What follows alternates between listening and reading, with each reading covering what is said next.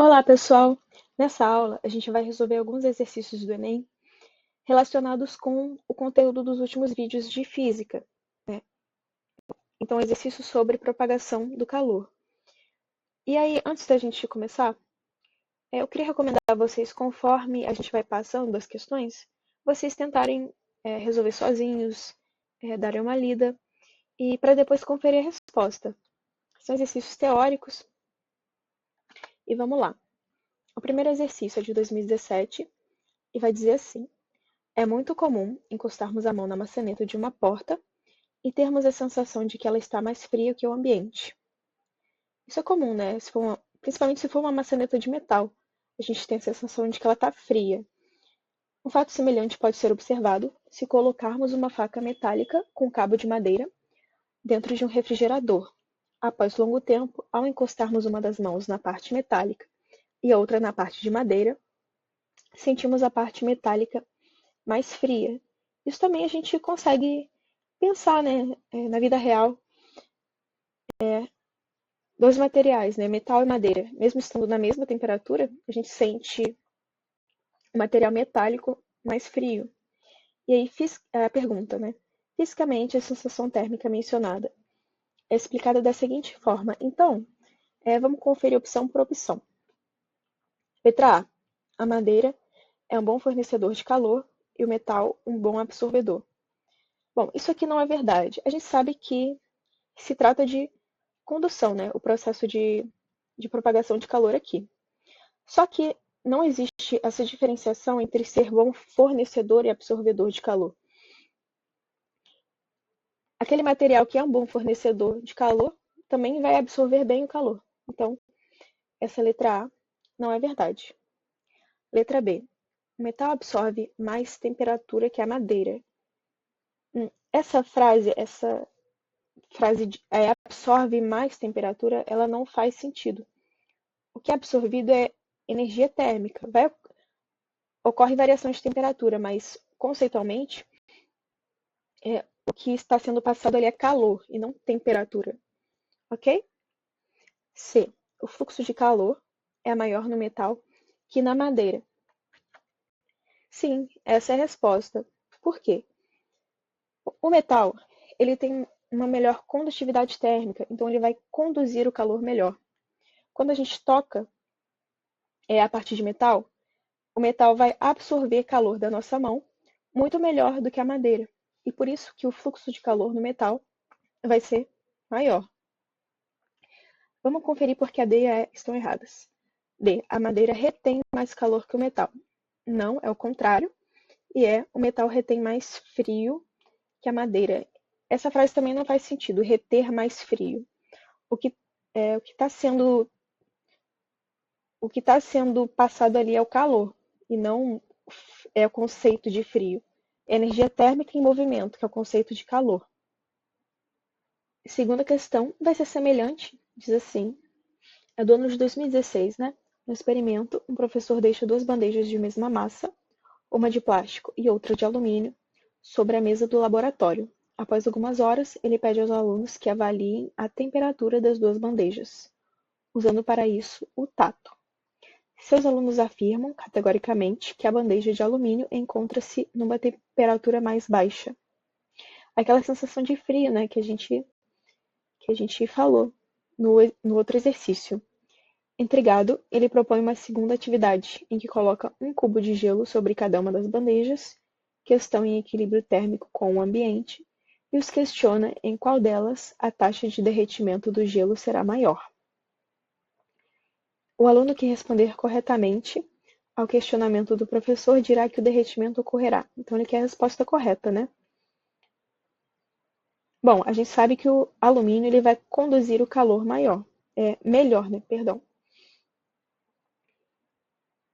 E é disso que a gente vai partir para responder a nossa questão, né? A letra A diz assim: mais rapidamente na bandeja de alumínio, pois ela tem uma maior condutividade térmica que a de plástico. Essa vai ser a resposta, porque o alumínio conduz o calor melhor.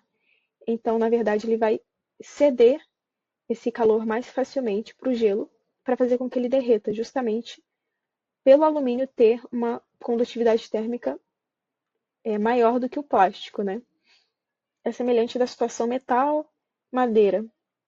Vamos conferir por que as outras alternativas estão erradas, né? Mais rapidamente na bandeja de plástico. Não, a gente já sabe que não, pois ela inicialmente tem uma temperatura mais alta que a de alumínio. Bom, aqui ele não parte do pressuposto de uma diferença de temperatura. Então, não tem nada a ver com isso. Está no mesmo ambiente, mesma temperatura. C, mais rapidamente na bandeja de plástico, a gente já viu que não. D, mais rapidamente na bandeja de alumínio, pois ela tem um calor específico menor que a de plástico. Não tem a ver com calor específico, e sim com condutividade térmica. Com a mesma rapidez nas duas bandejas, pois apresentarão a mesma variação de temperatura. Não, porque o alumínio vai conduzir o calor melhor. Ok? Próxima questão, de 2021. Alguns recipientes de cozinha apresentam condutividade térmica apropriada para acondicionar e servir alimentos. Assim, os alimentos acondicionados podem manter a temperatura, após o preparo, por um tempo maior. O quadro contém a condutividade térmica de diferentes materiais utilizados na produção desses recipientes. Aqui a gente tem alguns materiais, né? Cobre, alumínio, ferro, vidro e cerâmica. E aqui a condutividade térmica. A condutividade térmica está relacionada à facilidade de conduzir calor. Considerando recipientes de mesma espessura, qual o material recomendado para manter o alimento aquecido por um maior intervalo de tempo? Então vamos lá. Qual o conceito que está em jogo aqui, né? O que é melhor para manter o alimento aquecido por mais tempo? Uma condutividade térmica maior ou menor? Aquele material que tiver a condutividade térmica maior, ele, por conduzir o calor melhor, ele vai sofrer uma variação de temperatura mais rápida, ele vai esfriar mais rápido. O cobre esfria bem mais rápido que a cerâmica, por exemplo. A cerâmica tem uma condutividade térmica muito baixa, que inclusive é a mais baixa dessa tabela. Conclusão, o material com a condutividade térmica mais baixa vai ser o que vai manter o alimento aquecido por mais tempo, justamente por sofrer uma variação de temperatura muito mais lenta. Então, a gente fica com a letra E, cerâmica.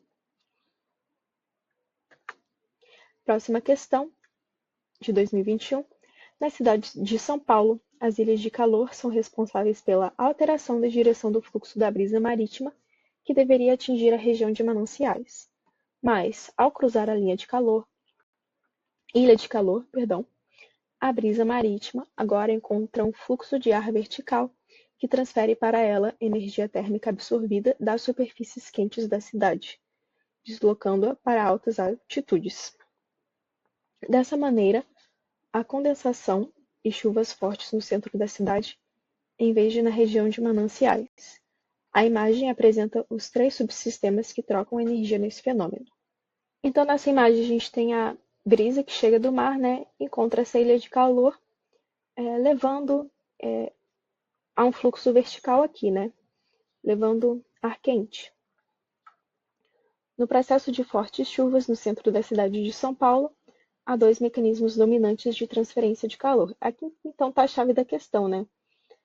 Entre o Sol e a ilha de calor, e entre a ilha de calor e a brisa marítima.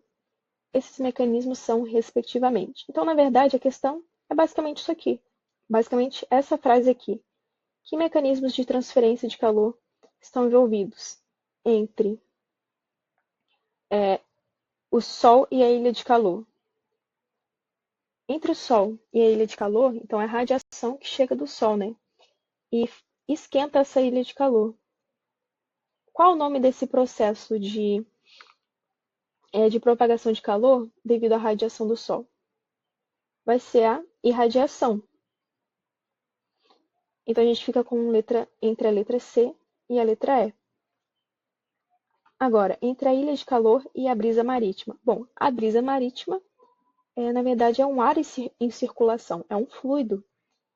Qual é o processo de transferência de calor que está relacionado com fluidos, com a circulação de uma massa de fluido? É justamente a convecção. Então, a gente fica com a letra E. Vamos agora para a última questão. Para a instalação de um aparelho de ar-condicionado, é sugerido que ele seja colocado na parte superior da parede do cômodo. A gente chegou a comentar sobre isso, né, na nossa aula, na parte de convecção, né?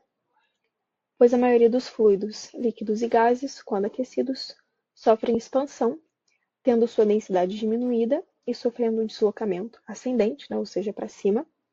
Por sua vez, quando são resfriados, tornam-se mais densos e sofrem um deslocamento descendente, né, ou seja, para baixo. A sugestão apresentada no texto, né, que sugestão? É a instalação de um aparelho de ar-condicionado na parte superior do cômodo. Né? Nas questões do Enem, é importante a gente se atentar para o que ele está se referindo, né? No enunciado, na parte da pergunta, né?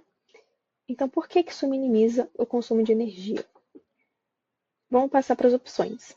Letra A. Diminui a taxa de emissão de calor por parte do aparelho para dentro do cômodo.